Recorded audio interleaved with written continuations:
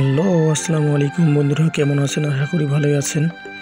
তো আজকে আমরা পিকনিকের জন্য চলে আসলাম সেই ঐতিহ্যবাহী লাইরিহাট বাজারে গরুর মাংস কিনতে। আমরা বন্ধুরা মিলে পিকনিক করব। তো চলে আসলাম দোকানের সামনে।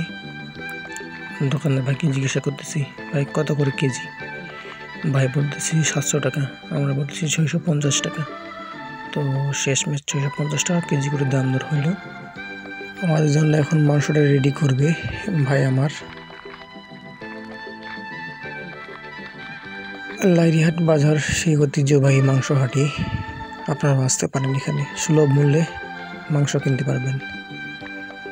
এই যে ভাই আমাদেরকে মাংসটা দিচ্ছে।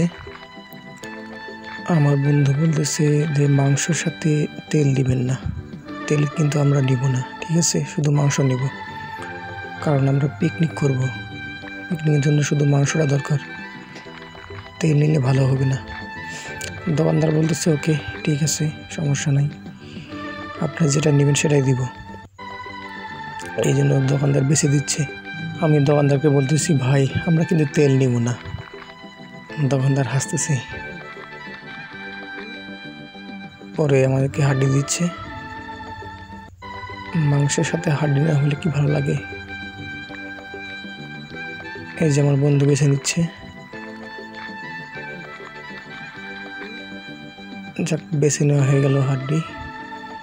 আমি বলতেছি ওটাকে এনাফ, আর বেশি লাগবে না।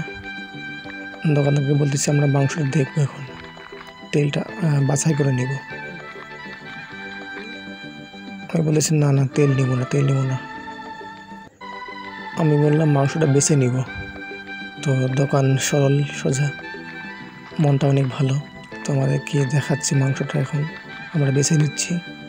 যাক, থ্যাংক ইউ দোকানদার, অনেক সুন্দর মনের মানুষ একজন।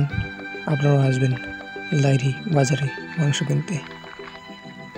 তো হাসতেছে, অনেক অনেক খুশি দোকানদার।